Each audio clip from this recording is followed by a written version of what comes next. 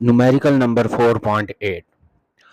Two blocks of message 5 kg and 3 kg। दो blocks हैं, ठीक है, उनके जो मैसेज हैं वो गिवन है। एक का 5 kg है, एक 5 kg है और दूसरा क्या है 3 kg है। Are suspended by the two strings, दो स्ट्रिंग से क्या किए हुए हैं, सस्पेंड किए हुए हैं, लटकाए हुए हैं, ठीक है। टू स्ट्रिंग्स हैं एज शोन, जैसा कि आपको नजर आ रहा है। ये 5 kg का ब्लॉक है और ये कौन सा है 3 kg का। इसके मैसेज हैं, दो मैसेज हैं M1 and M2।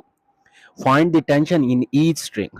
Her string में हमने क्या फाइंड करनी है, टेंशन। इसका मतलब है टेंशन के जो आंसर आएंगे वो दो होंगे, ठीक है, एक T1 होगा और दूसरा T2। अब टेंशन इसमें फाइंड करते हैं। ये मैंने डाटा आपके सामने लिख दिया है। देखिए क्या लिखा हुआ है, मैस ऑफ वन ब्लॉक। पहला मैस था M1 था, वो कितना है 5 kg है, ठीक है। उसके बाद M2 है, वो कितना आ रहा है 3 kg आ रहा है। रिक्वायर्ड चीजें जो हैं वो हैं tension. Tension in one string इससे डिनोट किया T1 के साथ, और टेंशन इन सेकेंड स्ट्रिंग इसको किसके साथ डिनोट किया T2 के साथ। ये दोनों हमने क्या करने हैं, फाइंड करने हैं। जो टेंशन होगा वो वेट के बराबर होगा, ठीक है। तो मैंने क्या लिखा है, tension in one string, tension in a string is equal to weight of body. Body के वेट के क्या होगा, बराबर होगा। तो आपने W का एक फार्मूला पहले से पढ़ा हुआ है, वो किसके बराबर होता है, W is equal to mg। ये पढ़ा हुआ है आपने, तो लिखेंगे W is equal to mg। अब सॉल्व करेंगे। हमने क्या कहा था, वेट ऑफ बॉडी किसके बराबर था, टेंशन के। तो मैं लिखता हूं W is equal to T, ठीक है। वेट किसके बराबर है, ये वाला वेट टेंशन के बराबर है, तो क्या लिखा W is equal to T के, ठीक है। तो हम टी की जगह पे क्या लिख सकते हैं, mg भी लिख सकते हैं। किस तरह से, मैं यहां पे लिखता हूं W is equal to weight किसके बराबर है, टी के, ठीक है। तो टी की जगह पे हम पहले तो लिखते हैं W टी के बराबर है T1 के, ठीक है। T1 से मैंने डिनोट कर दिया।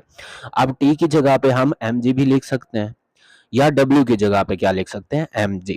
क्योंकि W किसके बराबर आ रहा है, mg के बराबर आ रहा है ना, तो यहाँ पे W आ रहा है। W की जगह पे मैं सिर्फ लिखता हूँ mg, क्या आएगा, mg आ जाएगा, ठीक है। W क्योंकि इसका फार्मूला है mg, इसीलिए मैंने क्या लिख दिया, mg is equal to T1 आ गया, ठीक है। mg is equal to T1। अब T1 का फार्मूला यहीं से ही बन रहा है आपका, यहाँ पे आपने वैल्यूज पुट करनी है। T1 is equal to mg, तो आपने यहाँ पे क्या करना है, वैल्यूज पुट करनी है, ठीक है। आइए वैल्यूज पुट करते हैं। अब यहाँ देखें मैसेज दो थे, एक M1 और दूसरा M2। एक 5 kg आ रहा है, दूसरा 3 kg। तो सबसे पहले आपने T1 निकालना है ना। फार्मूला क्या लिखा, T1 is equal to mg, ये लिखा हुआ है। तो इसमें आपने देखना है जो सबसे कम होगा मैस, वो T1 में लिखना है मैस, ठीक है। अब यहाँ देखें मैस किसका कम आ रहा है, M2 का, वो है 3। इसीलिए M की जगह पे ये 3 की वैल्यू पुट करेंगे, ठीक है। तो फार्मूला क्या बन रहा है, T is equal to mg, mg ही बन रहा है। तो यहाँ पे हम लिखेंगे T is equal to mg, और m की जगह पे क्या आएगा, उसकी वैल्यू आएगी 3। ये आपका फार्मूला था T का, यानी कि टेंशन का। m की जगह पे लेस वाला कितना था, M2 था, वो था 3, इसलिए m की जगह पे 3 और g की जगह पे क्या आएगा 10, जो कि वैल्यू उसकी कांस्टेंट होती है। g की वैल्यू कांस्टेंट 10 होती है, ठीक है, उसकी जगह पे 10 आ गया। 3 मल्टीप्लाई हो रहा है 10 के साथ, आपके पास T1 आ जाएगा, इज इक्वल टू 3 मल्टीप्लाई 10 करें, क्या आता है 30। और इसके साथ यूनिट लाजमी लगानी है, T1 के साथ 30 न्यूटन। आपके पास एक आंसर आ गया 30 न्यूटन। इसके बाद हम फाइंड करते हैं W का जो फार्मूला था वो किसके बराबर था, mg के, ठीक है। मैं यहाँ पे लिखता हूँ W is equal to m and g। और जो m है इसको मैं लिखता हूँ, दो मैसेज थे ना आपके पास, एक M1 था, दूसरा क्या था, M2 था। इन दोनों को कर देते हैं प्लस। m की जगह पे मैंने ये दोनों लिखे, इनको क्या करेंगे, प्लस करेंगे।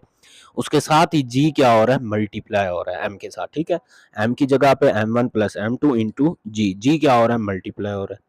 तो M1 प्लस करते हैं M2 के साथ, क्या आएगा, M1 3 प्लस M2 क्या है 5, ठीक है। M1 3 रखेंगे और M2 5 इंटू जी आ रहा है, तो मल्टीप्लाई बाय 10 हो जाएगा, ठीक है, मल्टीप्लाई बाय 10। अब देखिए नेक्स्ट स्टेप में क्या करना है, 3 प्लस 5 हो रहा है 8, 8 को मल्टीप्लाई करेंगे 10 के साथ, तो आपके पास कौन सी वैल्यू आएगी, W की। यहाँ W आ रहा है, तो W is equal to 8 multiply 10, answer क्या आता है 80।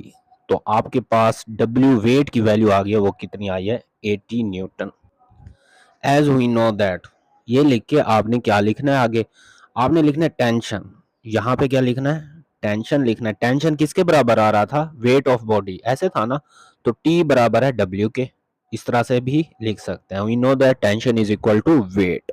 टेंशन किसके बराबर आ रहा है, वेट के बराबर आ रहा है, ठीक है।